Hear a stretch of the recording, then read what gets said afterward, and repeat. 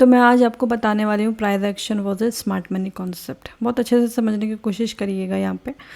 कि मैं आपको price action and smart money concept का चार्ट रीडिंग करना बता रही हूँ मैं कि इसको हम चार्ट रीडिंग कैसे कर सकते हैं। सपोज़ ये डाउन ट्रेंड की तरफ मार्केट चली आ रही है डाउनफॉल करते हुए, और इस एरिया पे आके इसने जो इसका लास्ट स्विंग लो था उसको इसने ब्रेक नहीं किया। वहाँ पे फिर से एक बुलिश कैंडल इसने बनाया है, तो जिसको हम कहते हैं यहाँ पे एक डबल बॉटम। सपोज़ यहाँ पे एक डबल बॉटम बना, जिससे रिटेलर को लगेगा कि यहाँ पे एक डबल बॉटम बना है और हम यहाँ पे बाय का एंट्री लेंगे, जिसको कहा कहते हैं कि यहाँ पे एक सपोर्ट का एरिया भी बन गया। ठीक है, तो रिटेलर क्या करते हैं कि यहाँ पे एंट्री कर लेते हैं। ऑपरेटर क्या करते हैं यहाँ पे कि बुलिश का स्ट्रॉन्ग कैंडल बना के आप 1 आवर पे जाओ या 15 मिनट पे जाओ, एक लोगों को लगता है कि ये इसने इस लाइन को भी क्रॉस कर दिया है, जो इसका हायर लोअर हाई बनाता हुआ चला आया है, कि इसने इसके लास्ट लोअर हाई को भी इसने क्रॉस करके और इसने ट्रेंड लाइन को भी क्रॉस कर दिया है। तो ये स्ट्रांगली एक अब बुलिश कैंडल हो गया। तो हम इसमें यहाँ पे क्या करते हैं कि लोग रिटेलर जो है एंट्री कर लेते हैं, ये एक ट्रेंड लाइन भी ड्रॉ करके, और फिर मतलब प्राइस एक्शन कहता है trend line and bullish candle कुछ पैटर्न बना के, जैसे ये डबल बॉटम देख रहे हो आप, सपोर्ट देख रहे हो, इस तरह से इसने यहाँ पे किया, ये प्राइस एक्शन कहता है। अब स्मार्ट मनी क्या कहता है कि यहाँ ऊपर में ये जो है ये लिक्विडिटी है। यहाँ पे स्मार्ट मनी कॉन्सेप्ट में जो हमने पढ़ा है यहाँ पे कि ये ऊपर जितनी है, ये एक जितना भी ज़्यादा गैप होता है उतना ज़्यादा लिक्विडिटी होता है इसमें, तो ये सारे लिक्विडिटी है। तो अब जो रिटेलर है वो क्या करते हैं कि यहाँ से एंट्री ले लेते प्राइस एक्शन के हिसाब से। तो जब एंट्री लेते हैं तो मार्केट क्या करती है कि वो सेल बाय साइड के भी यहाँ पे एसएल लेके,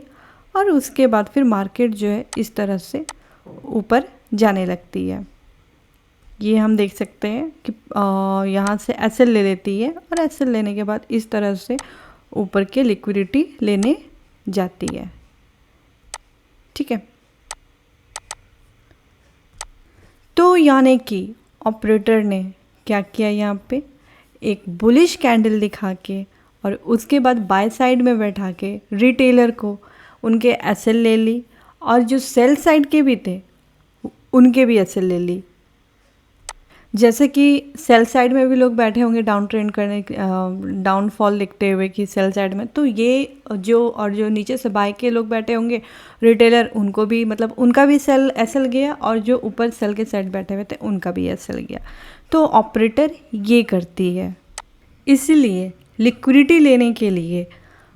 ऑपरेटर क्या करती है कि सपोर्ट एरिया के पास जाके नीचे से जितने लोगों का भी एसएल रहता है वो एसएल लेती है, और उसके बाद वहाँ से बहुत ही स्पीड से वो निकल जाती है। अगर मैं आपको बता दूं कि हमको और भी कंफर्मेशन चाहिए प्राइस एक्शन या फिर एसएमसी का, तो आप आरएसआई का चार्ट अपने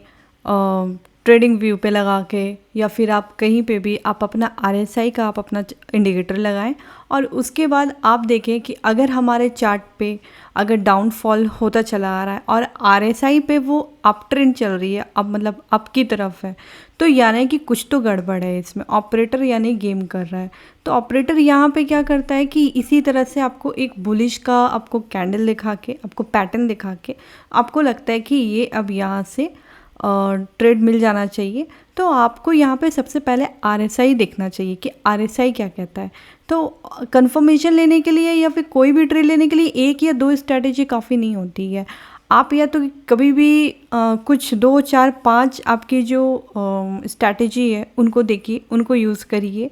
उनको मिलाइए कि हाँ ये सारी चीज़ें मिल रही हैं, तो उसके बाद आप कुछ, तो जब भी आप आरएसआई को आप फाइंड करें तो आप हमेशा नीचे से उसको ड्रॉ करें। नीचे से उसको जैसे हम इस तरह से बॉटम से हम ड्रॉ करते हैं, तो ये इस तरीके से ये अप की तरफ चल रही है और चार्ट में हमारे डाउन की तरफ आ रही है, यानी कि यहाँ पे कुछ गड़बड़ है, ऑपरेटर गेम कर रहे हैं। तो हमको क्या करना है, हमको सिर्फ यहाँ पे देखना है कि ये हमको बाई की एंट्री कहाँ से मिलेगी, और ये जो ऊपर लिक्विडिटी है तो हमको थोड़ा सा अपने वेट करना है कि ये नीचे का जो एसएल लेके उसके बाद जो नेक्स्ट जो बनेगा कैंडल, हम उस पर फिर एंट्री लेंगे। तो ये मार्केट से रिटेलर को हटाने के लिए ऑपरेटर ये काम करते हैं। तो price action and smart money के जो रिटेलर हैं वो किस तरीके से ट्रेड लेते हैं। प्राइस एक्शन वाले क्या करते हैं कि candle stick and chart pattern देख के वो ट्रेड में एंट्री लेते हैं। मनी कॉन्सेप्ट के जो रिटेलर होते हैं वो हमेशा लिक्विडिटी फाइंड करते हैं ताकि वो हमेशा एसएल से बचे। और उसके बाद होता क्या है कि जब भी वो जो रिटेलर जो ट्रेड लेते हैं और जो उनका एसएल लेते हैं, उस ऑपरेटर जो एसएल ले लेता है उसके बाद फिर वो वहाँ पे एसएल के बाद उनके एसएल हिट होने के बाद वो क्या करते हैं कि वो कोशिश करते हैं, स्मार्ट मनी कॉन्सेप्ट वाले जो रिटेलर होते हैं वो वहाँ से एंट्री लेने की कोशिश करते हैं।